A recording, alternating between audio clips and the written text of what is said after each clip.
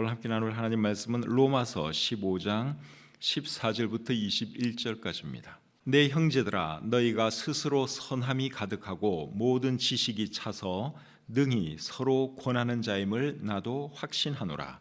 그러나 내가 너희로 다시 생각나게 하려고 하나님께서 내게 주신 은혜로 말미암아 더욱 담대히 대략 너희에게 썼노니, 이 은혜는 곧 나로 이방인을 위하여 그리스도 예수의 일꾼이 되어 하나님의 복음의 제사장 직분을 하게 하사 이방인을 제물로 드리는 것이 성령 안에서 거룩하게 되어 받으실 만하게 하려 하심이라. 그러므로 내가 그리스도 예수 안에서 하나님의 일에 대하여 자랑하는 것이 있거니와 그리스도께서 이방인들을 순종하게 하기 위하여 나를 통하여 역사하신 것 외에는 내가 감히 말하지 아니하노라. 그 일은 말과 행위로 표적과 기사의 능력으로 성령의 능력으로 이루어졌으며, 그리하여 내가 예루살렘으로부터 두루 행하여 일루리공까지 그리스도의 복음을 편만하게 전하였노라. 또 내가 그리스도의 이름을 부르는 곳에는 복음을 전하지 않기를 힘썼노니, 이는 남의 터 위에 건축하지 아니하려 함이라. 기록된 바 주의 소식을 받지 못하는 자들이 볼 것이요 듣지 못하는 자들이 깨달으리라 함과 같으니라. 아멘. 오늘은 로마서 15장 14절부터 21절까지의 말씀을 본문으로 해서 하나님께서 내게 주신 은혜, 이런 제목으로 하나님 말씀 전하기를 원합니다. 본문은 사도 바울이 하나님께서 자기에게 주신 은혜를 로마서의 수신자들과 나누는 내용입니다. 바울은 예수님을 믿기 전에 예수님 믿는 사람들을 박해하던 박해자였습니다. 사도행전 8장에 보시면 예루살렘 교회에 큰 박해가 일어나는데, 그 박해의 중심에 누가 있었는가 하면 박해자 사울이 있었지요. 사도행전 8장 1절부터 3절까지 말씀을 제가 한번 읽어드리겠습니다. 사울은 그가 죽임당함을 마땅히 여기더라. 그날에 예루살렘에 있는 교회에 큰 박해가 있어 사도 외에는 다 유대와 사마리아 모든 땅으로 흩어지니라. 경건한 사람들이 스데반을 장사하고 위하여 크게 울더라. 사울이 교회를 잔멸할세 각 집에 들어가 남녀를 끌어다가 옥에 넘기니라. 자, 이 말씀을 보시면 예루살렘 교회에 큰 핍박이 일어났죠. 스데반 집사님이 순교를 당했습니다. 큰 핍박 때문에 이제 모든 성도들이 뿔뿔이 다 흩어지게 되었는데, 그 핍박의 한 중심에 섰던 인물이 누군가 하면 사울이라고 하는 사람이에요. 이 박해자 사울이 누군가 하면 후에 사도 바울이 된 그분입니다. 하나님은 박해자 사울을 당장 죽일 수도 있었지만 그렇게 하지 아니하시고 그를 불쌍히 여기셔서 그를 구원해 주셨고 그를 복음 전하는 자로 세워 주셨습니다. 하나님의 그 은혜와 사랑을 생각하면 사도 바울은 너무너무 감사했습니다. 그래서 고린도전서 15장 9절과 10절에서는 이렇게 말을 합니다. 고린도전서 15장 9절 10절 말씀을 제가 한번 읽어드리겠습니다. 나는 사도 중에 가장 작은 자라. 나는 하나님의 교회를 박해하였으므로 사도라 칭함받기를 감당하지 못할 자니라. 그러나 내가 나 된 것은 하나님의 은혜로 된 것이니 내게 주신 그의 은혜가 헛되지 아니하여 내가 모든 사도보다 더 많이 수고하였으니 내가 한 것이 아니요 오직 나와 함께 하신 하나님의 은혜로다. 사도 바울은 그 하나님의 은혜가 너무너무 감사했어요. 그래서 나는 감히 사도라고 칭함받을 자격도 없는 자라고 그렇게 말을 했습니다. 그러면서 하는 말이 내가 나 된 것은 하나님의 은혜라고 고백을 했습니다. 그래서 하나님의 은혜가 너무 크기 때문에 그런 복음을 위해서 더 많이 수고할 수밖에 없었어요. 그래서 자기가 그렇게 열심히 복음을 전했다고 사도 바울이 고백하고 있습니다. 디모데전서 1장 13절부터 15절에서는 사도 바울이 또 이런 말씀을 하고 있습니다. 내가 전에는 비방자요 박해자요 폭행자였으나 도리어 긍휼을 입은 것은 내가 믿지 아니할 때에 알지 못하고 행하였습니다. 우리 주의 은혜가 그리스도 예수 안에 있는 믿음과 사랑과 함께 넘치도록 풍성하였도다. mit보다 모든 사람이 받을 만한 이 말이요 그리스도 예수께서 죄인을 구원하시려고 세상에 임하셨다 하였도다. 죄인 중에 내가 괴순이라. 사도 바울은 자기의 과거를 돌아보니까 자기가 너무너무 못된 사람이었던 것이죠. 그는 비방자였고 박해자였고 폭행자였습니다. 그랬던 사울을 하나님께서 구원해 주셔서 바울로 만들어 주시고 온 세계를 다니며 복음 전하는 자로 세워주셨으니 그 은혜가 얼마나 감사했겠습니까? 그래서 사도 바울은 하나님께서 자기에게 주신 은혜에 대해 말하는 것을 참 좋아했습니다. 그리고 오늘 읽은 이 본문은 로마에 있는 성도들에게 이제 하나님의 은혜에 대해서 나누는 그러한 말씀입니다. 이제 본문의 내용을 살펴보도록 하겠습니다. 14절 말씀을 같이 한번 보겠습니다. 14절입니다. 내 형제들아 너희가 스스로 선함이 가득하고 모든 지식이 차서 능히 서로 권하는 자임을 나도 확신하노라. 이 말씀은 로마서의 수신자들, 그러니까 로마에 있는 성도들에 대해서 이제 바울이 하는 말입니다. 그들에 대해서 바울이 어떤 말을 했는가 하면 너희는 선함이 가득하고 모든 지식이 차서 능히 서로 권하는 자임을 내가 확신한다. 그런 말을 하고 있죠. 우리말 성경은 14절을 이렇게 번역하고 있습니다. 내 형제들이여 나는 여러분 자신이 선으로 가득하고 모든 지식이 충만함으로 서로 권면할 수 있으리라고 확신합니다. 사도 바울의 이 말에 의하면 로마서에 있는 성도들의 수준이 어떻습니까? 수준이 상당히 높은 것을 알 수가 있죠. 선으로 가득하고 지식이 충만하기 때문에 서로 권면할 수 있다고 나는 생각한다. 사도 바울이 이렇게 말하는 거 보면 그분들의 영적인 수준이 상당히 높은 것을 알 수 있습니다. 고린도 교회 성도들의 수준은 어땠는 줄 아십니까? 고린도 교회 성도들의 수준은 그렇게 높지 않았습니다. 고린도전서 3장 1절부터 3절 말씀을 한번 보겠습니다.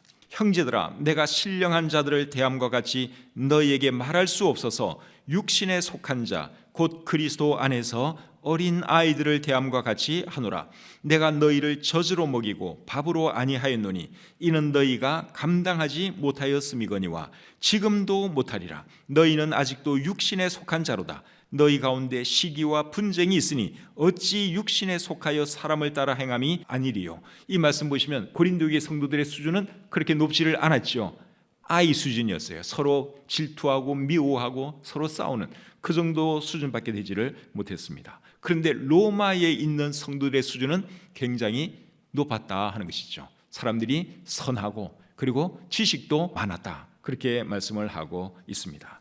그렇다면 여러분, 사도 바울이 우리를 보면 어떻게 평가할까요? 로마에 있는 교회 성도들에 대해서는 굉장히 좋게 평가를 했죠.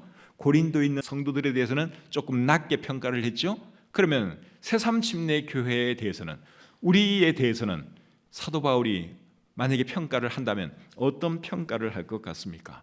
제가 볼 때 우리 교회 성도님들은 정말 착하세요. 우리 교회 성도님 참 착해요. 그래서 우리 다른 목사님들에게 제가 우리 성도님들에 대해서 이렇게 말을 하면 우리 세상교회 성도님들은 되게 착해요. 이렇게 제가 항상 얘기를 합니다. 정말 착한 거는 확실해요. 바울이 로마 성도들에 대해서 선함이 가득하다 그렇게 말씀을 했는데, 선함이 가득한 게 결국 무슨 말입니까? 착한 거 아닙니까? 로마 교회 성도들도 굉장히 착했어요. 근데 제가 볼 때 우리 교회 성도들도 정말 착하세요. 제가 여러분들 앞이니까 뭐 기분 좋아라고 하는 건 아니고요. 나쁜 사람들이 없어요. 제가 볼 때 정말 다 착하세요. 너무너무 감사한 일이죠. 근데 지식 면에서는 어떨까요? 지식 면에서는 방금 읽은 이 말씀 보시면 로마 성도들에 대해서 모든 지식이 찼다, 모든 지식이 충만하다 그런 말을 했어요. 여기서 말하는 지식은 물론 하나님을 아는 지식, 예수 그리스도를 아는 그 지식을 말하는 것이죠. 하나님께서 또는 사도 바울이 우리 교회 성도님들을 보면 지식 면에서는 어떨까요? 제가 볼 때 지식 면에서도 그렇게 나쁜 것 같지 않습니다. 그리스도를 아는 지식, 하나님을 아는 지식, 다른 교회에 비하면 우리 성도님들이 결코 못하다는 생각은 들지 않습니다. 지식적인 면에서는 고린도 교회 성도들도 그렇게 나쁘지는 않았어요. 자, 고린도전서 1장 4절부터 7절 말씀을 한번 보겠습니다. 그리스도 예수 안에서 너에게 주신 하나님의 은혜로 말미암아 내가 너희를 위하여 항상 하나님께 감사하노니 이는 너희가 그 안에서 모든 일 곧 모든 언명과 모든 지식의 풍족함으로 그리스도의 증거가 너희 중에 견고하게 되어 너희가 모든 은사의 부족함이 없이 우리 주 예수 그리스도의 나타나심을 기다립니다. 이 고린도 교회 성도들이 그렇게 수준 높은 사람들이 아닌데 시기하고 싸우고 그러던 사람인데 그래도 지식 면에 있어서는 그래도 풍성했다고 말씀을 하고 있습니다. 하나님을 아는 지식, 예수 그리스도를 아는 지식에 있어서는 고린도 교회 성도들도 그렇게 나쁜 평가를 듣지 않았다 하는 것이죠. 그래서 여러분, 하나님과 사람들은 늘 우리를 평가하고 있다. 하나님도 우리를 평가하고 있지 않겠습니까? 사도 바울이 이 자리에 계신다면 사도 바울도 우리를 나름대로 평가하실 거예요. 그래서 우리는 늘 하나님에 의해서 또 사람들에 의해서 평가받고 있다고 하는 사실을 기억하면서 항상 좋은 평가받을 수 있는 우리 모두가 되었으면 좋겠습니다. 제가 볼 때 우리 교회 성도들 정말 좋은 분들이세요. 착한 분들이세요. 주님을 알려고 하는 이런 노력도 많이 하고 계시고 참 훌륭한 분들이세요. 그 사실로 인해 제가 늘 하나님께 감사한 마음이 있습니다. 15절 16절 계속 보겠습니다. 그러나 내가 너희로 다시 생각나게 하려고 하나님께서 내게 주신 은혜로 말미암아 더욱 담대히 대략 너희에게 쏟노니 이 은혜는 곧 나로 이방인을 위하여 그리스도 예수의 일꾼이 되어 하나님의 복음의 제사장 직분을 하게 하사 이방인을 제물로 드리는 것이 성령 안에서 거룩하게 되어 받으실 만하게 하려 하심이라. 자, 이 말씀은 하나님께서 주신 은혜에 대해서 하는 말입니다. 15절을 보면 사도 바울은 그 전에도 하나님께서 주신 은혜에 대해서 로마에 있는 성도들과 나눈 적이 있는 것처럼 보입니다. 15절을 보시면 내가 너희로 다시 생각나게 하려고 그렇게 말을 하고 있죠. 여기 다시라는 말이 중요해요. 다시라는 말을 보면 이번이 처음이 아니라는 말이죠. 그 전에도 하나님의 은혜에 대해서 나눈 적이 있었기 때문에 다시 그것을 생각나게 한다, 그런 말을 하고 있는 것이죠. 사도 바울은 로마에 간 적이 없습니다. 그렇기 때문에 언제 어떤 방법으로 하나님의 은혜에 대해서 그들과 나눴는지는 우리가 알 수 없어요. 그런데 15절에 다시 너희로 하여금 그것을 생각나게 하고 싶다 하는 말씀을 보면 분명히 어떤 방법으로든 하나님의 은혜에 대해서 사도 바울이 그들과 나눈 것은 확실합니다. 그런데 하나님의 그 은혜에 대해서 다시 또 이야기하고 싶다, 그 말입니다. 하나님께서 주신 은혜에 대해서는 자주 나누는 것이 사실은 좋지요. 그래서 우리도 우리 주변에 있는 사람들과 하나님의 은혜에 대해서 할 수 있으면 자주 나누는 것이 좋습니다. 누구와 나눠야 될까요? 우리 주변에 있는 모든 사람들, 대화가 가능한 모든 사람들과 우리는 하나님의 은혜에 대해서 나눠야 하는 것이죠. 하나님께서 우리에게 베풀어 주신 은혜가 많지 않습니까? 그 은혜를 말하는 것이죠. 함께 나누는 것입니다. 특별히 누구와 나눠야 되는가 하면 우리 자녀와 나눠야 돼요. 우리 손자, 손녀와 나누어야 합니다. 신명기 4장 9절 말씀을 제가 한번 읽어드리겠습니다. 오직 너는 스스로 삼가며 내 마음을 힘써 지키라. 그리하여 네가 눈으로 본 그 일을 잊어버리지 말라. 네가 생존하는 날 동안에 그 일들이 내 마음에서 떠나지 않도록 조심하라. 너는 그 일들을 내 아들들과 내 손자들에게 알게 하라. 하나님께서 보여주신 그 기적들, 하나님께서 베푸시신 그 은혜들을 너는 잊지 말고 내 자녀와 내 손자들에게 알려주라고 그렇게 말을 하고 있습니다. 그래서 우리도 하나님께서 우리에게 베푸시신 그 은혜를 우리 주변에 있는 사람들과 나눠야 합니다. 특별히 우리 자녀와 나눠야 돼요. 하나님께서 아빠에게 이런 은혜를 베풀어 주셨다. 또 손자 손녀들에게도 그런 얘기를 해줘야 되는 거죠. 어린 손자를 할지라도 손녀를 할지라도 옛날에 할아버지가 하나님의 이런 은혜를 받았다. 그래서 하나님을 지금까지 이 할아버지가, 이 할머니가 섬기는 거란다. 그러면서 우리 자손들에게 끊임없이 이야기를 해 주어야 하는 것이죠. 그래서 사도 바울은 하나님께서 자기에게 베푸신 그 은혜를 로마에 있는 이 성도들과 이렇게 지금 나누고 있는 것이죠. 하나님의 은혜에 대해서는 이제 16절에 자세하게 말씀을 하고 있습니다. 자, 16절 말씀을 제가 다시 한번 읽어보겠습니다. 이 은혜는 곧 나로 이방인을 위하여 그리스도 예수의 일꾼이 되어 하나님의 복음의 제사장 직분을 하게 하사 이방인을 제물로 드리는 것이 성령 안에서 거룩하게 되어 받으실 만하게 하려 하심이라. 자, 이 말씀을 잘 보시면 하나님은 바울에게 어떤 은혜를 베풀어 주셨는가 하면 이방인을 위하여 그리스도의 일꾼이 되게 하는 은혜를 베풀어 주셨습니다. 이 사람은 원래 박해자였잖아요. 박해자를 여러분 구원해 주신 것도 큰 은혜인데 하나님께서 이 사람을 이방인을 위해서 예수 그리스도의 복음 전하는 자로 세우셨으니 그 은혜가 얼마나 감사합니까? 그래서 그것을 지금 나누고 있는 것이죠. 그리고 그것을 조금 독특한 표현으로 여기 표현을 하고 있는데, 하나님의 복음의 제사장 직분, 이런 표현을 쓰고 있어요. 하나님의 복음의 제사장 직분을 하게 하셨다. 16절에 그렇게 말씀을 하고 있죠. 구약 시대의 제사장은 동물을 잡아서 하나님께 제사 드림으로 향기로운 냄새를 하나님께 올려드리는 일을 했습니다. 사도 바울은 어떤 일을 하고 있죠? 이방인들에게 복음을 전해서 그들의 영혼을 하나님께 올려드리는 그 일을 지금 하고 있습니다. 구약 시대 제사장이 한 일과 사도 바울이 지금 하고 있는 일이 상당히 비슷한 면이 있습니다. 그래서 바울은 자기의 직분을 하나님의 복음의 제사장 직분이다, 그렇게 표현하고 있는 겁니다. 제사장은 제사장인데 어떤 제사장이냐? 복음의 제사장. 복음을 전해서 이방인들의 영혼을 하나님께 올려드리는 그 일을 자기가 지금 하고 있기 때문에 나는 하나님의 복음의 제사장 직분을 감당하고 있다, 그렇게 표현하고 있는 것이죠. 그리고 바울은 이방인들을 구원해서 하나님께 올려드리는 그것을 이제 제물이라고 하는 또 표현을 써서 말을 하고 있습니다. 16절 중간부터 다시 한번 보겠습니다. 이방인을 제물로 드리는 것이 성령 안에서 거룩하게 되어 받으실 만하게 하려 하심이라. 여기 보니까 이방인을 제물로 드린다, 자기가 전도해서 구원받게 만드는 그 이방인들을 제물이라고 표현을 하고 있습니다. 사람을 제물이라고 하니까 이게 조금 이상하게 들릴지 모르겠는데, 사도 바울은 자기 자신에 대해서도 제물이라고 하는 말을 쓰고 있습니다. 빌립보서 2장 17절입니다. 만일 너희 믿음의 제물과 섬김 위에 내가 나를 전제로 드릴지라도 나는 기뻐하고 너희 무리와 함께 기뻐하리니. 자기 자신을 전제로 드린다 하는 표현을 쓰고 있죠. 전제라고 하는 것이 이게 일종의 제사입니다.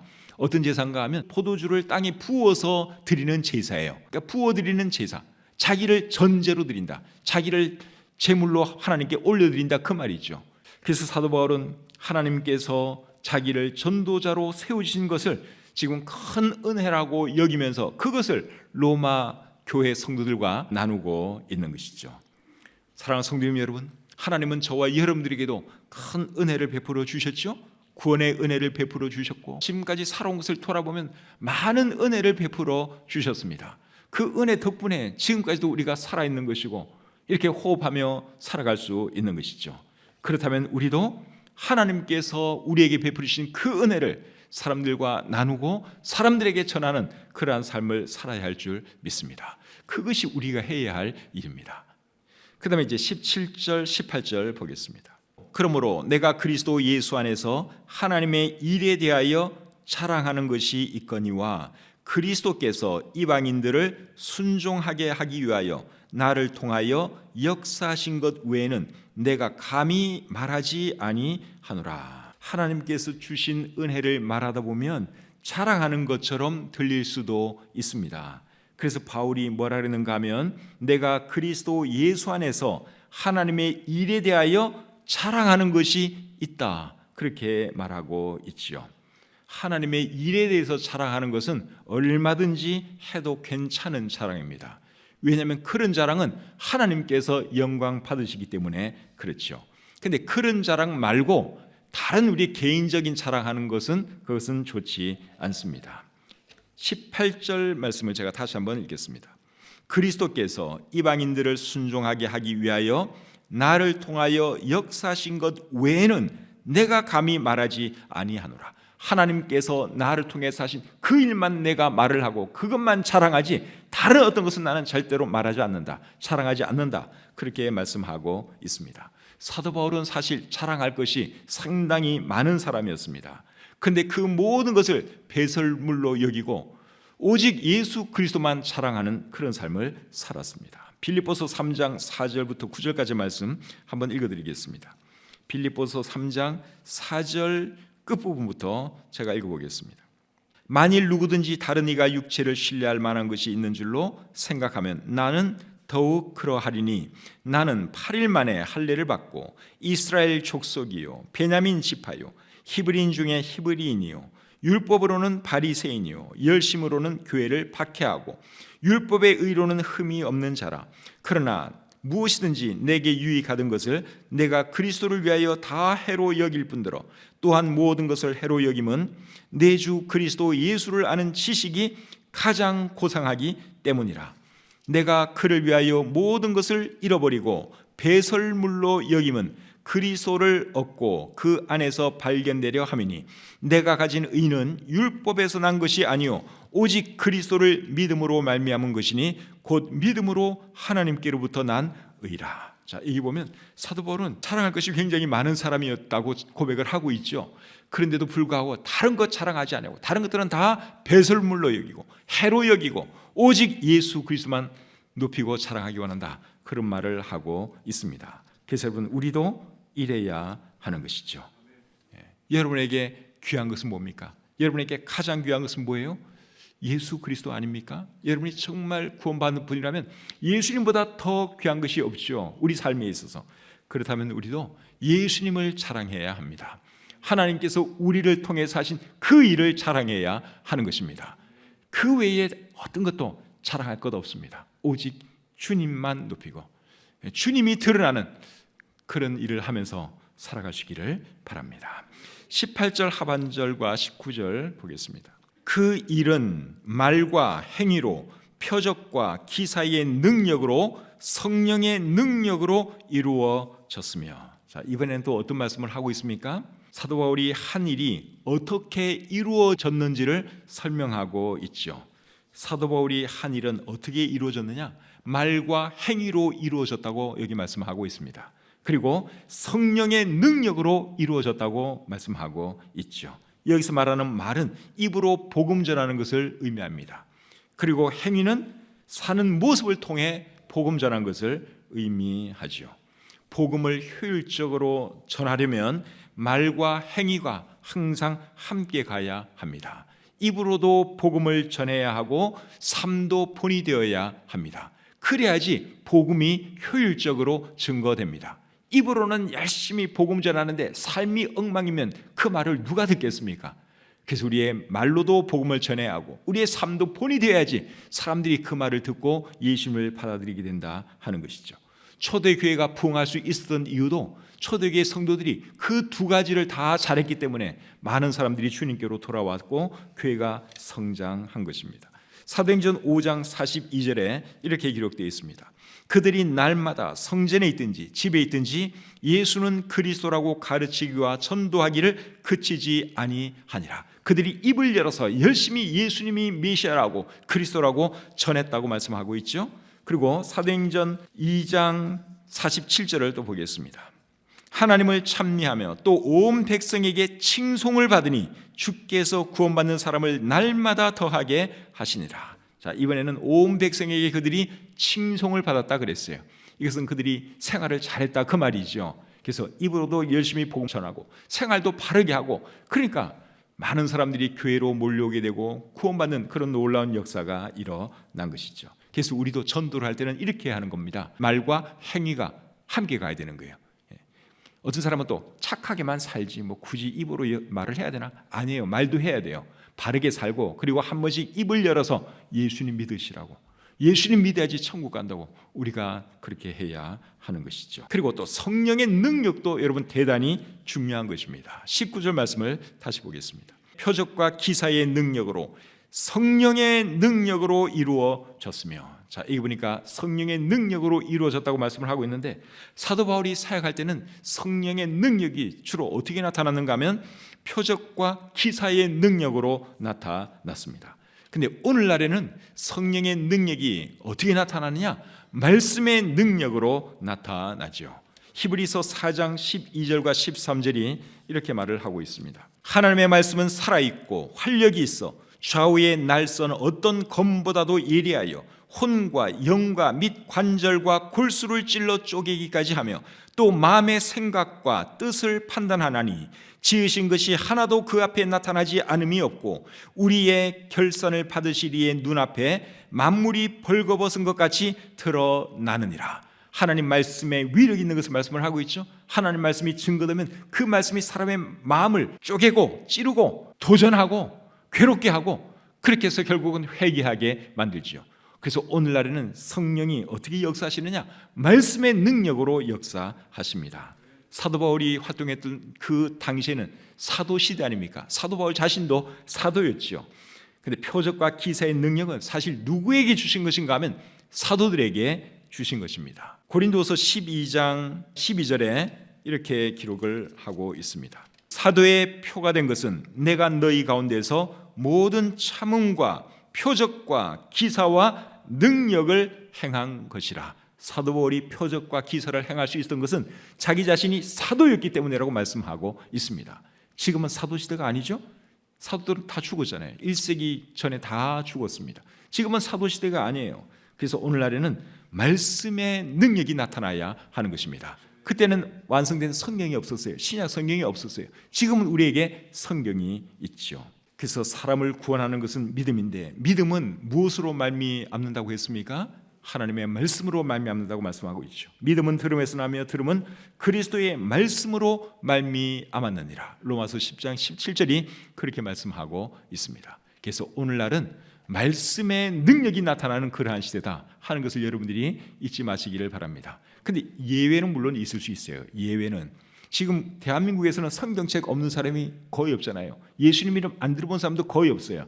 근데 중동의 어느 나라들이라든가 이런 나라들은 아직도 성경 읽을 수가 없어요. 복음을 제대로 못 들어본 사람이 허다합니다. 그런 나라에서는 가끔 꿈이라든가 어떤 기적이라든가 이런 방법으로도 역사하시는 것 같아요. 그래서 100% 표적과 기사는 완전히 없다. 제가 그렇게 말하고 싶진 않아요. 근데 적어도 한국 상황에서는 말씀 있는 곳에서는 말씀의 능력이 나타나야 한다. 그것을 제가 말씀드리고 싶습니다. 자, 이제 19절 하반절 보겠습니다. 19절 하반절. 그리하여 내가 예루살렘으로부터 두루 행하여 일루리공까지 그리스도의 복음을 편만하게 전하였노라. 사도 바울은 예루살렘에서부터 일루리공까지 복음을 전했다. 그렇게 말씀을 하고 있습니다. 일루리곤이라고 하는 지명은 오늘 이 본문에서만 나와요. 사도행전에는 일루리곤 이런 이름이 나오지를 않습니다. 일루리곤은 오늘날의 알바니아 땅입니다. 알바니아가 어디 있는지 우리 지도를 한번 잠깐 볼까요? 자, 지도 한번 보세요.